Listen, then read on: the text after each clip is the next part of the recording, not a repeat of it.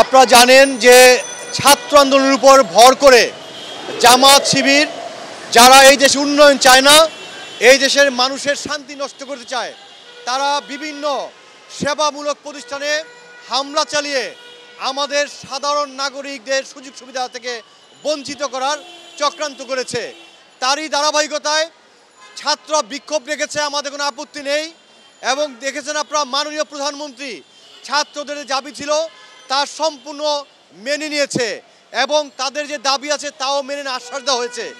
যদি এই বিক্ষোভকে কেন্দ্র করে কেউ কোনো প্রকার অরাজকতা করার চেষ্টা করে, আমরা রাজপথে থেকে যুবলীগ, পরশ, নিখিল এবং বাবুল এবং ইসমাইলের নেতৃত্বে আমরা প্রতিহত করার জন্য অবস্থান নিয়েছি এবং আমরা যে কোনো মূল্যে যেই সহিংসতা ঘটিয়েছে ছাত্রদের উপর ভর করে পুনরায় এই সহিংসতা ঘটাতে না পারে, এই জন্য আমরা অবস্থান নিয়েছি এবং এই বাংলার মাটিতে জামাত শিবির এবং দেশের শত্রুদের আমরা আর কোনো প্রকার ধ্বংসাত্মক কাজ করতে দিব না।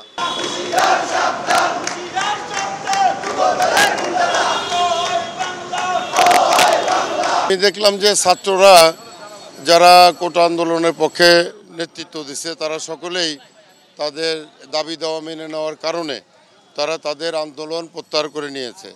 আর এখন যারা ছাত্র নামধারী বিভিন্ন ধরনের বক্তব্য আসছে মিডিয়াতে তারা দিতেছে, এরা সব জামাত শিবিরের কর্মী।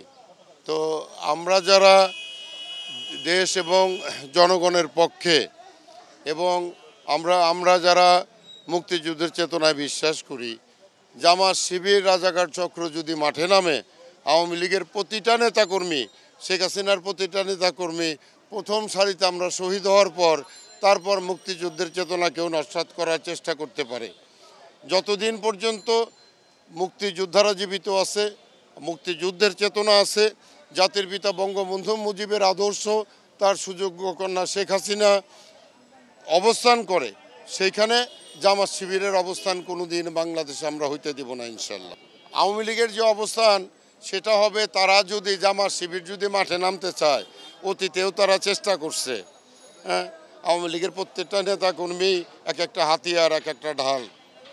আমাদের এক বিন্দু রক্ত থাকতে কষ্টে অর্জিত স্বাধীনতা আমরা নস্যাৎ হতে দেব না। এই জামাত শিবিরের দেশ বাংলাদেশ না, জাতির পিতা বঙ্গবন্ধুর বাংলাদেশ। এই দেশে মুক্তিযুদ্ধের চেতনার মানুষই বসবাস করবে, জামাত শিবির রাজাকাররা না। ধন্যবাদ।